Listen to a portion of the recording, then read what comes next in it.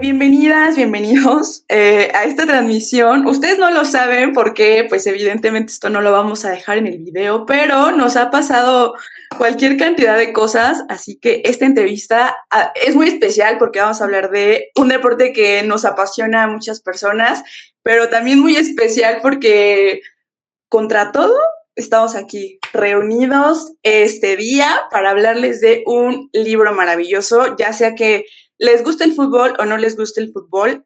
Yo creo que la obra que nos convoca este día tiene el superpoder de cuestionarnos sobre prácticas que no nada más vemos dentro de la cancha, ¿no? Sino sobre prácticas que incluso tenemos arraigadas y que reproducimos en nuestro día a día sin cuestionar.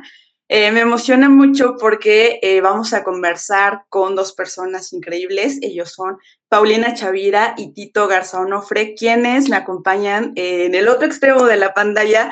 Pau, Tito, ¿cómo se encuentran?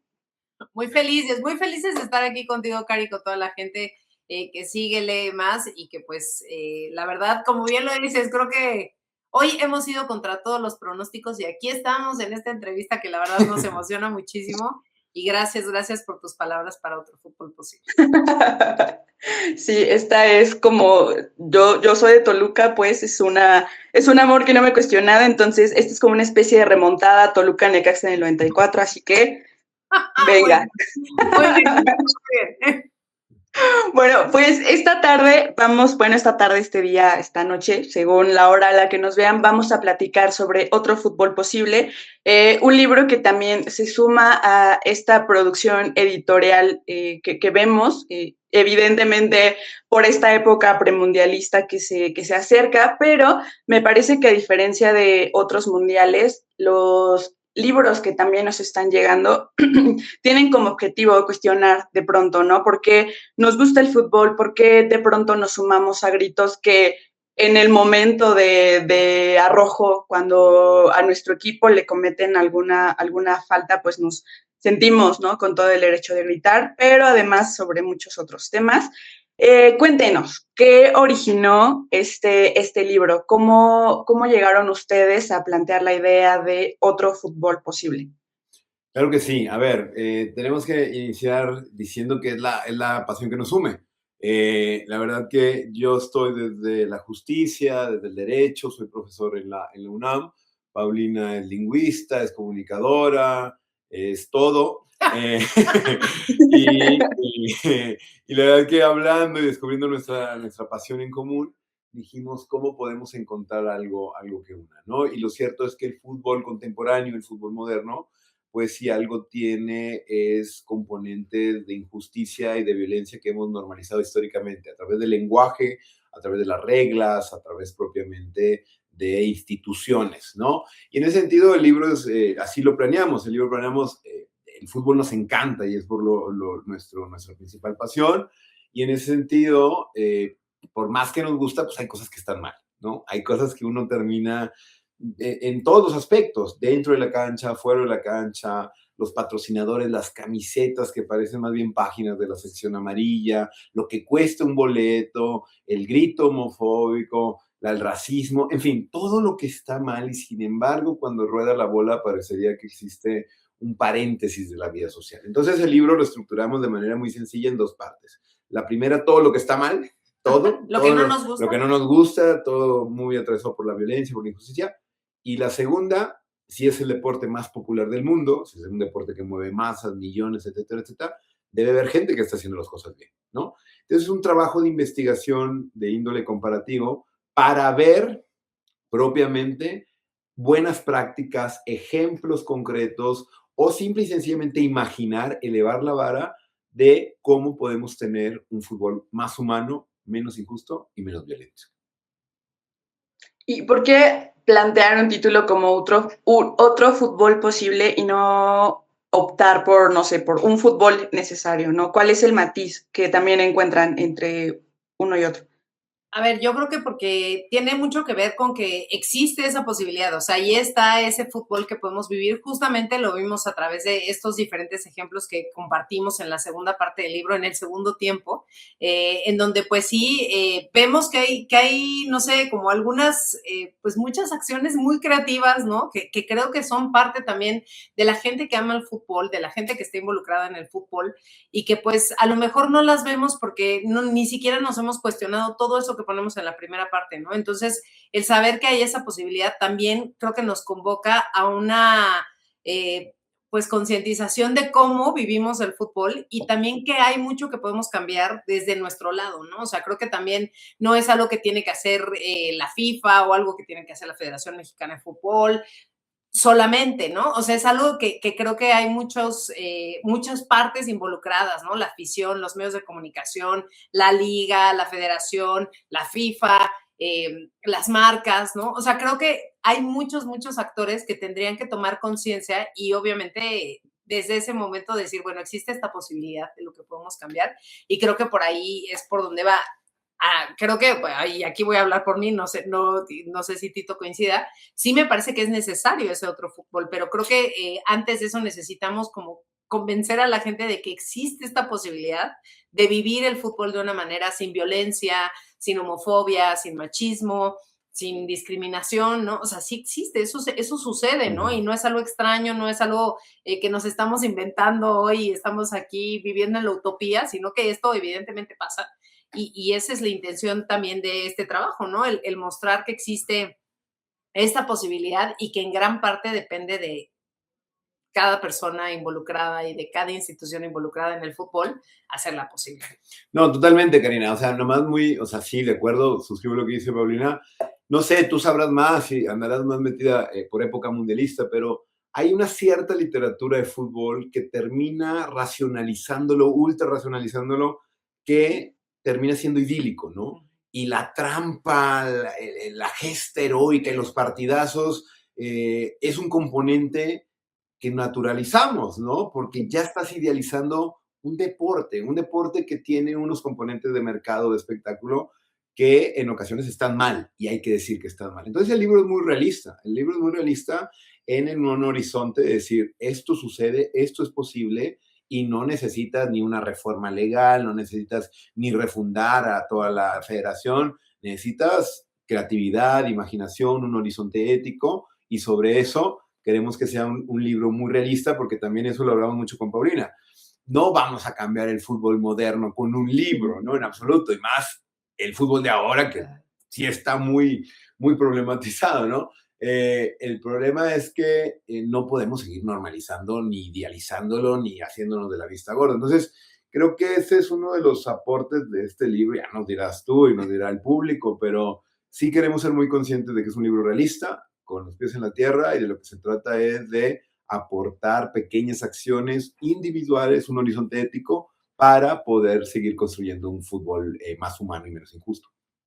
Sí, justamente, y perdón por la referencia ultra culta, pero ahora que te escuchaba a ti, Tito, pensaba en una escena de Shrek, justo cuando están hablando de los cuentos de hadas, y él se enoja como mucho, ¿no? Y dice, como si las cosas pasaran. Me parece que eso también, como que leer la primera parte a una que está apenas en ciernes en este asunto de ser una, no sé si aficionado, porque creo que también ponernos en esa categoría también nos convierte quizá en parte de una masa un poco acrítica, ¿no? O no sé, si pudiéramos también resignificar el sentido de la palabra aficionado, bueno, también cabría poner pues, su lado como más de agente, ¿no? Pero bueno, me parece que la primera parte sí, como que a uno le enoja, ¿no? Ve y dice, pero ¿cómo es posible? No sé, casos como el que menciona, ¿no? De Javier Hernández con este comentario que lo superfunó y pues sí, la verdad llegamos enojados. Y precisamente la segunda parte es muy esperanzadora, ¿no? Retomando este bonito ejemplo de Shrek, es como, pues sí pasa, ¿no? O sea, puede ser un ogro del fútbol, pero también... ¿Mande? Sí puede haber un final feliz. Exacto, puede haber un final feliz. Y bueno, hablando sobre la primera parte. ¿Cuál fue, digamos, la problemática que detonó en ustedes ese interés de es importante que hablemos de este tema, ¿no? Y que justo, digamos, es que esta práctica no está bien. Uh-huh. Bueno, a ver, entre una de mis muchas facetas, soy comentarista de fútbol femenil y la verdad es que a mí sí el fútbol femenil me ha cambiado mucho lo que pensaba del fútbol varonil, ¿no? Desde cómo lo nombramos, desde cómo lo vivimos, desde cómo se expresa. Yo encontré en el fútbol femenil quizá esa comunidad de la que siempre se habla, ¿no? Que decimos que, ay, no, sí, cuando estamos en el fútbol nos une, ¿no? Nos une una emoción y una pasión y a lo mejor no conoces al de al lado, pero lo abrazas y celebras así el gol. Bueno, pues eso me pasó a mí con el fútbol femenil y me pasó también estar como en esos inicios en donde verdaderamente, pues parecía muy utópico la realidad, o sea, eran realmente personas yendo a alentar a las mujeres, ¿no? A que jugaran, a que estuvieran presentes, ¿no? Ya fuera en estadios o en las canchas y que tuvieran el apoyo.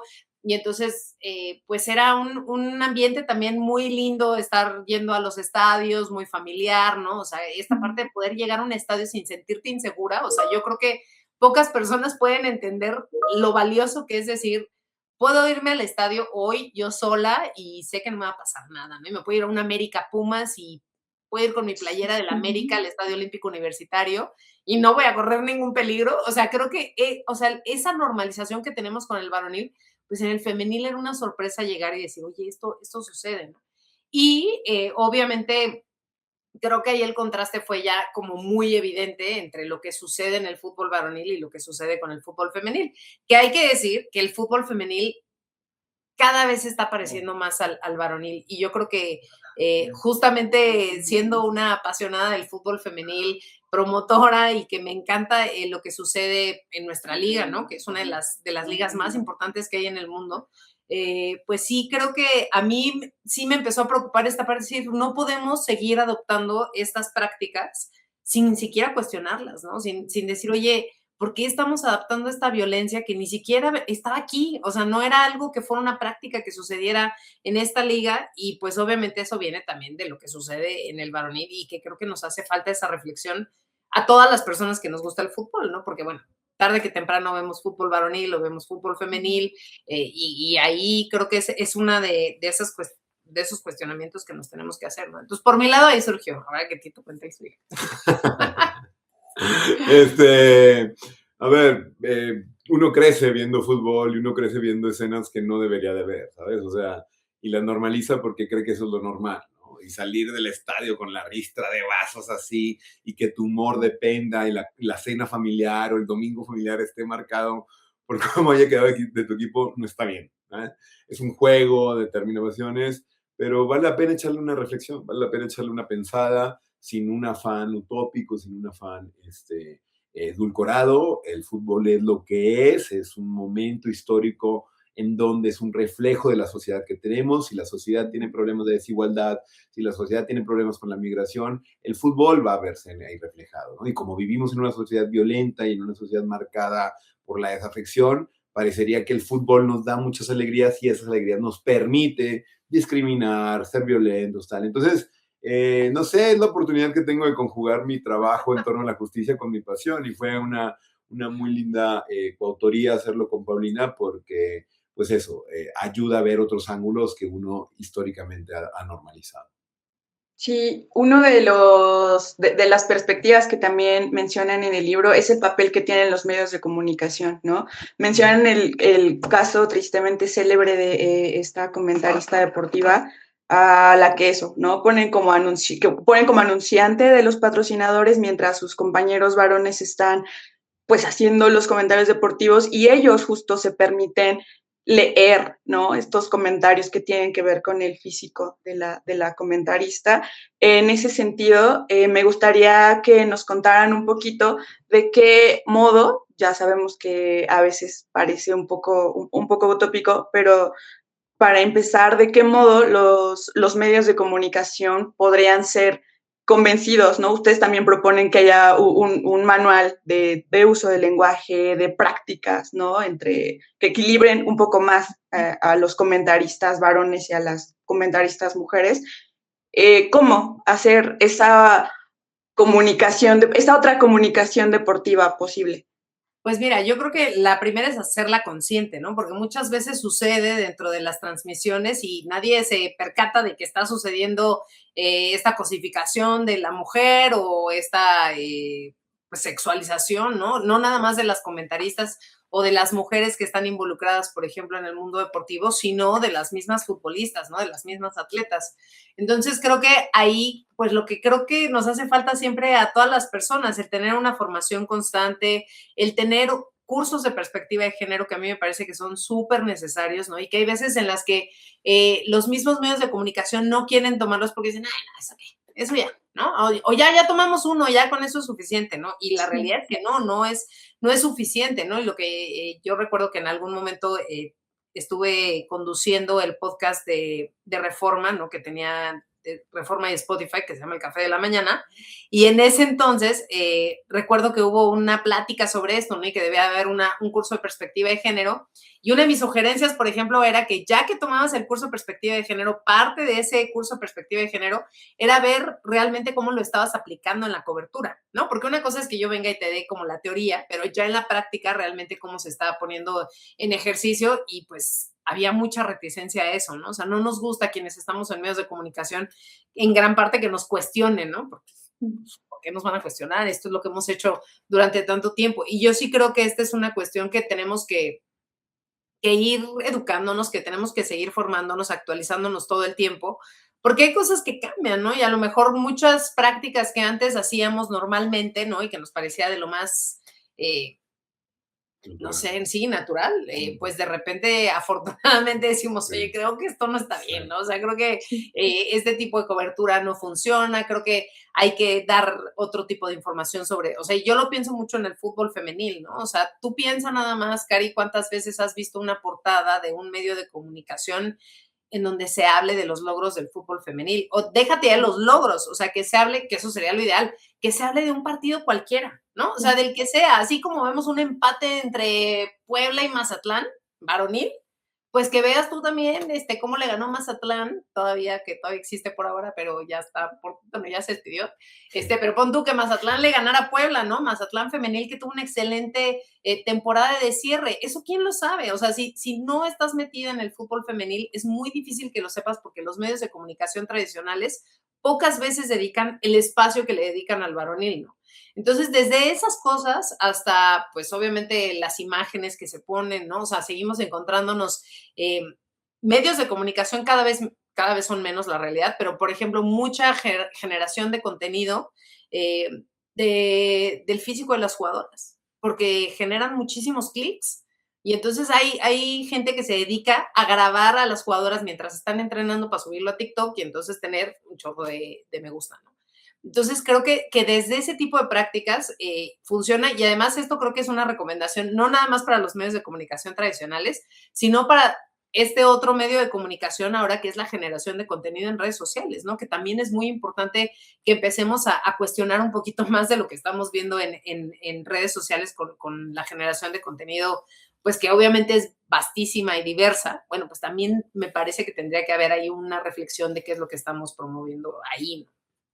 ¿Algo que tú quisieras añadir al respecto? No, o sea, yo creo que Paulina es la que está muy inmersa en esto y la que tiene eso. O sea, a uno nada más le parece raro que todas las mesas de análisis sea puro vato, que todos hombres, ¿no? O sea, ¿no? Y la que lee los comentarios es la mujer, ¿no? La que pasa, ese tipo de cuestiones que no nos sigan escandalizando, parecería que si hay un tema de fondo estructural que más bien están dispuestos a eso, al entretenimiento. Y lo decimos en el libro, no queremos generar mesas de análisis cultas ni intelectuales, no, pero si todo es ese contenido que parecería ya un programa de esos de chismes y donde cada quien tiene un performance y un personaje, pues en ese sentido están siendo cómplices de un sistema que es eso, que es violento y que es bastante tóxico para los estándares que buscaríamos defender la dignidad de cada una de las partes involucradas.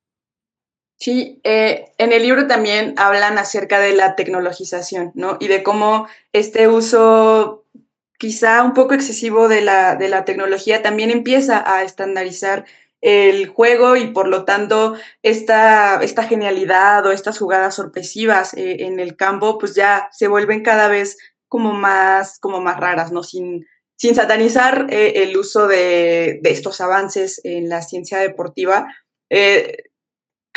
¿Cuál sería también un poco como la propuesta, ¿no? Para hacer un uso que no nos privara, pues precisamente de ver todo eso que nos gusta ver en un campo de fútbol, ¿no? Que es como, pues la magia del cuerpo moviéndose y de conocer esas capacidades que también nos hacen ser personas como Claro.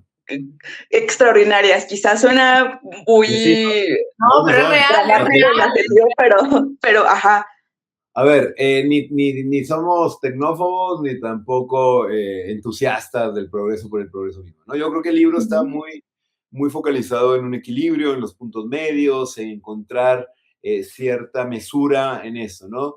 Todo bien con la tecnología, lo ponemos, la tecnología son las espinilleras, la tecnología es que exista Los ropa, brasieres deportivos exacto, para las mujeres, los... ropa para hombre, para mujer, ¿no? El tema de la menstruación, lo mencionamos por ahí, o sea, que haya tecnología que ayude propiamente al mejor rendimiento. Cuando la tecnología está atravesada por un componente económico en donde simple y sencillamente las mejores ligas tienen posibilidad de entrar a esa dinámica, pues claramente se vuelve también un problema de desigualdad, ¿no? Entonces la tecnología que debería ayudar a tener mejor justicia, pues termina generando una distorsión, ¿no? Lo que buscamos acá es que al final del día, incluso en contextos que puedan servir para mejorar las instancias de justicia dentro de la cancha, hay que tener cuidado y que entender que al final es un deporte muy simple y que el error humano y que la interpretación y parte de esas dinámicas es lo que genera esta emoción y lo que genera. Si vamos a tecnificar absolutamente todo, si todo lo vamos a medir cada segundo con qué pie le pegue y demás, se está perdiendo algo muy importante en el fútbol contemporáneo, ¿no? Entonces, es simplemente una alerta, una advertencia, somos parte del momento coyuntural en el que estamos inmersos, inmersas, nada más ni tan entusiastas ni tan apocalípticas, ¿no? Sí, justo. Y a las personas que defienden férreamente esto de, pues así es el fútbol y no va a cambiar, ¿qué Ajá. les diría? Pues que no necesariamente es así, o sea, yo sí creo y lo hemos visto en varias ocasiones, ¿no? O sea, y por eso te digo, creo que una de los ejemplos que son recurrentes para decir, a ver, otro fútbol es posible, es justamente el fútbol femenil, ¿no? Todavía podemos encontrar ahí, pues, estos espacios de mucha deportividad, ¿no? El hecho de que, no sé, en una premiación, el segundo lugar se quede, reciba su medalla, acepte el esfuerzo que hizo, que quizá no fue suficiente para ganar, pero que lo acepta y además reconoce el triunfo de las rivales, ¿no? O sea, eso que pues tendría que ser lo más natural, porque en parte a eso nos enseña justamente este deporte, ¿no? Que se gana, que se pierde, que es un esfuerzo de un equipo, que obviamente que tienen compromiso, que tienen intenciones de ganar, pero bueno, pues a veces tu rival es mejor que tú y también eso es parte de la vida, ¿no? Aceptar a veces que hay alguien que es mejor que tú y saber que, bueno, pues que en esta ocasión no fuiste tú quien triunfó, pero la otra persona sí, y no por eso esto va a significar un desaire o incluso ya un rompimiento violento acá, como a veces sí sucede en el fútbol varonil, ¿no? Que lo hemos visto en varias ocasiones, y luego, no sé, o sea, el simple hecho de decir, a ver, tenemos otras, no sé, como el poder vivir esto que te decía, ¿no? Llegar a un estadio sin tener que sentir riesgo, ¿no? O sentirte asustada porque no sé si voy a poder ir o no voy a ir, entonces mejor ni siquiera me presento porque no vaya a ser que me pase algo, porque además va a ser tu culpa, evidentemente, no te van a decir, ah, pues ¿para qué te fuiste a poner ahí? O sea, porque pues, tú ya sabes cómo son esos partidos, ¿no? En lugar de que dijéramos, oye, no, no puede ser que estos partidos sean de alto riesgo y así lo asumamos, ¿no? O sea, yo creo que al final las posibilidades ahí están, o sea, es algo que se puede hacer sin lugar a duda y pues a mí me parece que pues al menos esa es un poco la intención que tenemos con este libro, ¿no? El decir, a ver, ahí están, o sea, ya hay algunas ideas, o sea, esto no es, digamos, como el tratado que hay que seguir simplemente y ya no se le mueve ni una coma, o sea, la realidad es que no, al contrario, creo que una de las cosas que más nos entusiasma es escuchar a otras personas que nos digan, oye, igual, ¿por qué no vieron esto? No pusieron atención en esta parte y a mí me parece fundamental y se podría hacer esta otra práctica para contrarrestarla, ¿no? Creo que esa también es parte de la aspiración que tenemos con el libro, el que la gente también se una a esta conversación y que pues creemos así, con mucha creatividad, que creemos ese otro fútbol posible. Súper. En 10 años, ¿cuál sería? Creo que elegir como el cambio que primero quisieran como ver en el fútbol es complicado, pero haciendo ese ejercicio, ¿qué cambios les gustaría ver en 10 años? A ver, yo me atrevo a decir uno, o sea, a mí me encantaría que el fútbol femenil no se masculinice ni se mercantilice, que resista, que aguante, que siga esa emoción creciendo, porque va a ir creciendo siempre con el riesgo de hacerse todo lo que está mal, ¿no? Entonces, ojalá, digo, es algo muy puntual, ¿no? Yo creo que es insostenible también el tema del dinero, ¿no? O sea, el tema del dinero tiene que poner un límite, y lo que cuesta un boleto y cómo los clubes se manejan como franquicias, como negocios.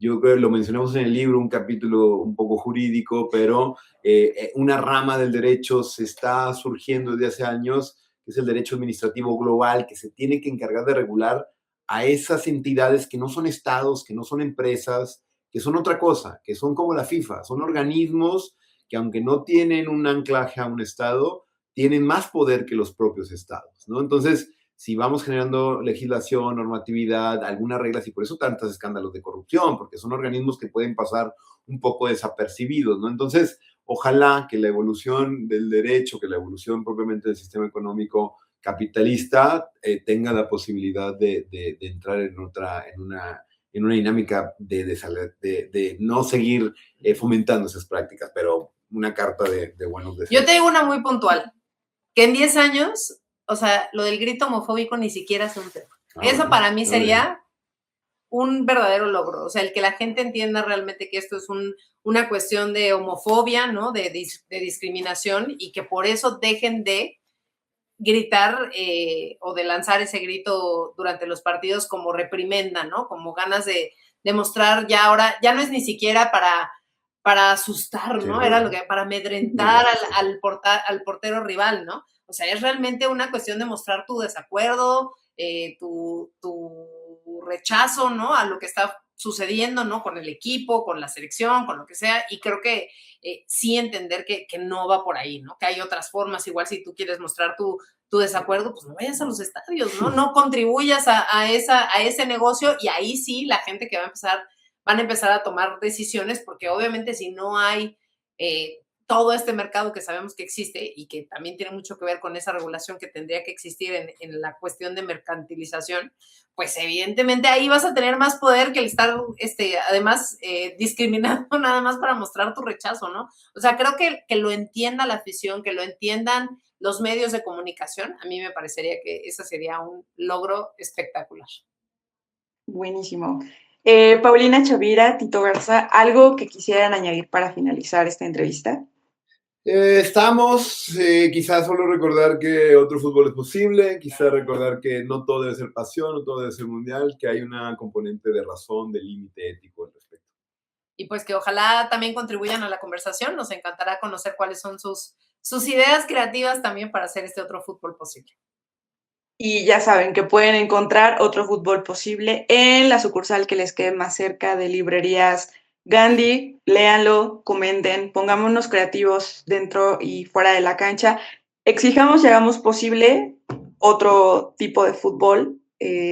Muchísimas gracias a ambos, a Paulina Chavira y a Tito Garza, y también a las personas que nos ven, que nos verán y que esperamos también contribuyan a una conversación y a nuevas alternativas al fútbol que tenemos actualmente. Muchísimas gracias a ambos por este tiempo y por su espacio. Gracias a ti, Cari, gracias. Bye. Bye.